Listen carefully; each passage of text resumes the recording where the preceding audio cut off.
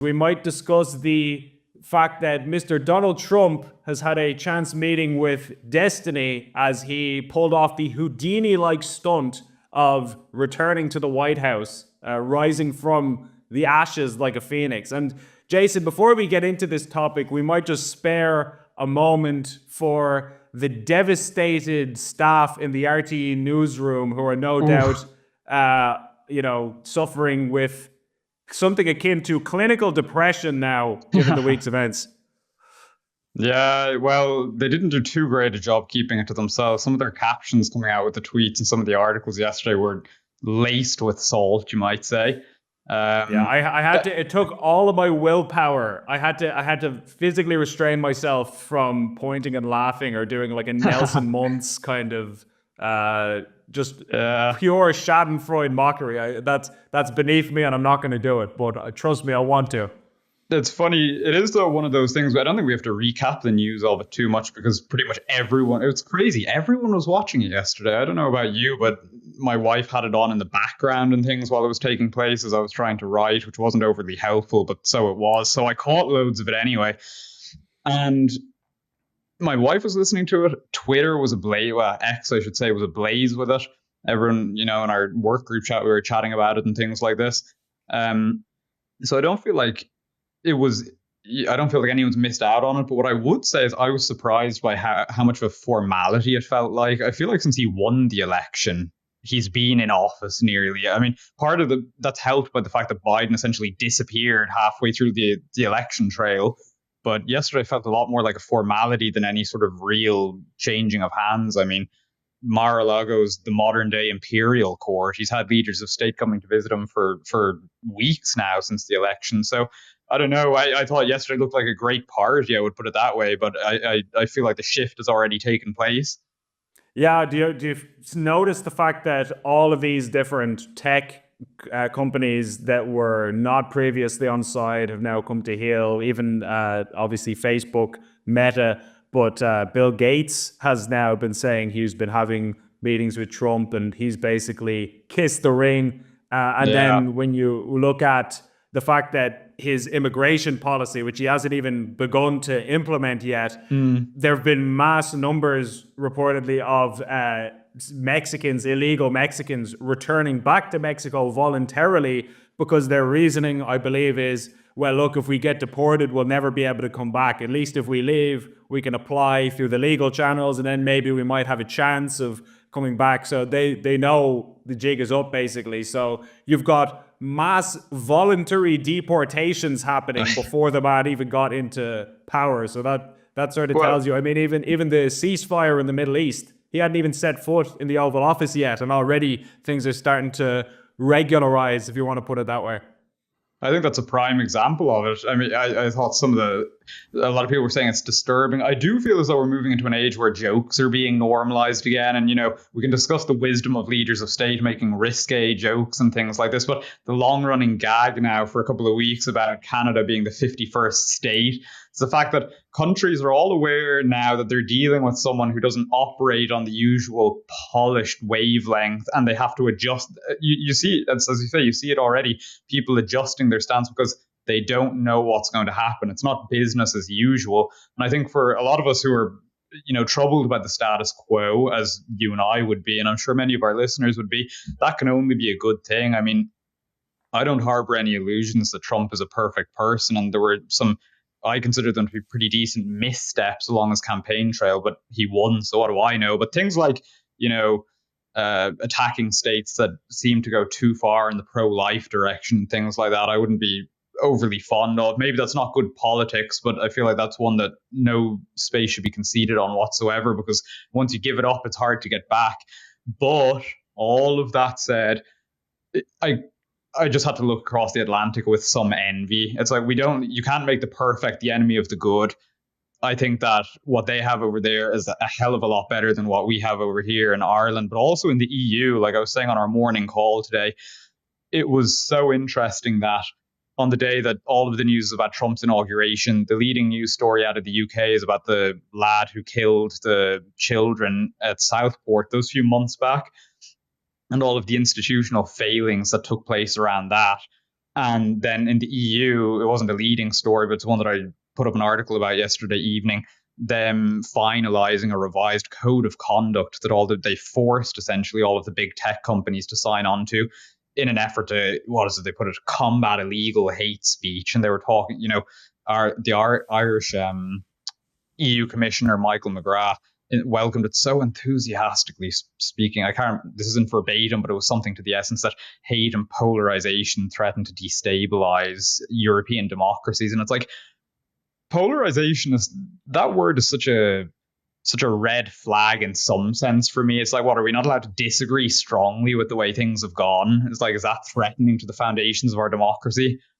This is such a good point. I've always said this, that a pole is just a side. You think about a magnet has two poles, or the planet obviously has the North Pole and the South Pole. So really all you're saying when you say society is polarized is that we've got two different groups of people with very different opposing ideas who are arguing about them. I'm not sure why that's supposed to be a bad thing. What's better, having no polarization where we all just agree all the time and anybody who doesn't agree is told to shut up? That's apparently the alternative to polarization. I'm not sure why we're supposed to freak out about that. But on Donald Trump, I thought that this was hilarious. RTE this morning outlining the nature of the executive orders that he had signed. And one of them was banning DEI from all government institutions. And for those who don't know, DEI is diversity, equity, and inclusion. It's basically gender quotas, racial quotas. It's pretty much policies that try to increase diversity within the workplace, where you say we need to have a certain number of Sikhs in this position and a certain number of women in that position. Trump has said we're doing away with all of that, and we're basically just having it that it's the best person for the job. And so RTE, this was their reading of that. They said that by implementing this policy, he was fulfilling promises to curtail protections for the most marginalized groups in society. Do you remember Jason when he stood up and he said, "I promise to get rid of the protections for the most marginalized among us"? I mean, did he say? I was literally going to say, yeah, it's like, well, what a promise, man. I'm sure he probably would have got more votes if he'd made that promise. But no, thankfully, I think he's a more decent man than RT, or indeed a lot of the mainstream media give him credit for, despite his imperfections. This is a slight tangent, but one thing that I found super interesting was during the campaign trail, he did a lot of podcasts and alternative media appearances and things like that. And people were quite struck by, he's a pretty decent listener. And when he's chatting one-on-one with people and not in a political arena, he generally doesn't take jabs or try to take people down. He listens, and he's a pretty good conversationalist. And I think I just think it's funny how unable to understand him, or like the RT newsroom is. The Irish Examiner Journal newsrooms this morning, I'm sure, are probably still reeling, but they don't see what I think a lot of people see. He's not attacking the most marginalized among us. He never made any promises like this. He's just restoring as he put it yesterday, common sense, you would think.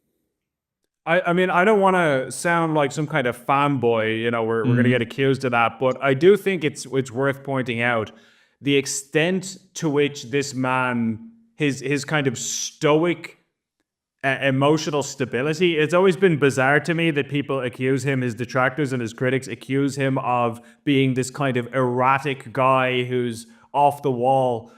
You think about the emotional stability and composure you would have to stay steady and calm and not lose your mind completely under the kind of pressure he's been under. Like, imagine not only death threats and attempts on his life where a bullet ripped through his ear, you have people try to kill him left, right, and center, and various groups who are highly motivated to kill him. So you're living with that sort of Damocles hanging over your head.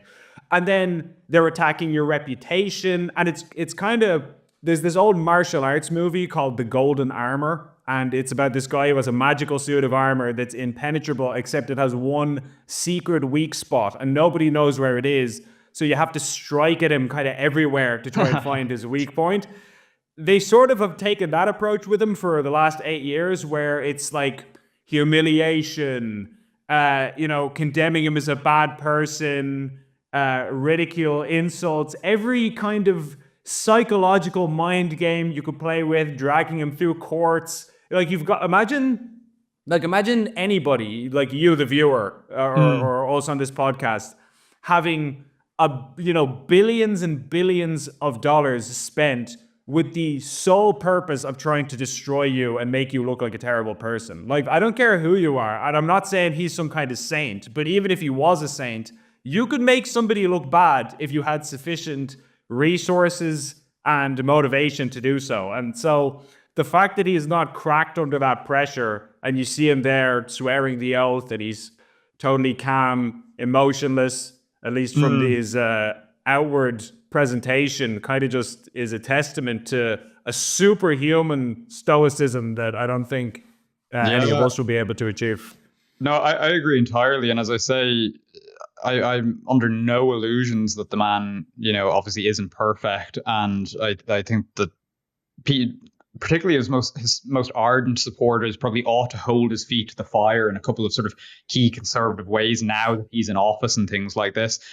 But I think you have to be either somewhat disingenuous or biased to the point of unable to be fair, not to acknowledge that he's clearly determined and that he has grit, and that the one that they all keep hitting him with is that he's stupid. It's like, he's clearly not stupid. He's a billionaire. He's won the election twice after the most organized campaign against him.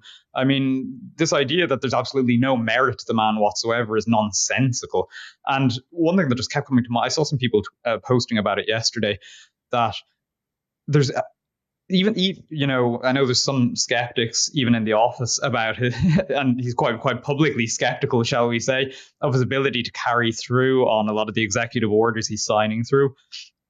I think it makes a huge difference even to have someone who's so bullish on their own country, who's so optimistic about their country's chances. I mean, we have all these like pencil pushers in the EU, including in Ireland, who inspire absolutely no confidence. It's like putting on I feel like having our politicians in office is like wearing a raincoat made of paper or something like this. It's like, they're there, but once the rain starts to fall, it's not going to last very long. And I feel pretty much the exact same way with our lot, both here on the island and then in Europe more generally.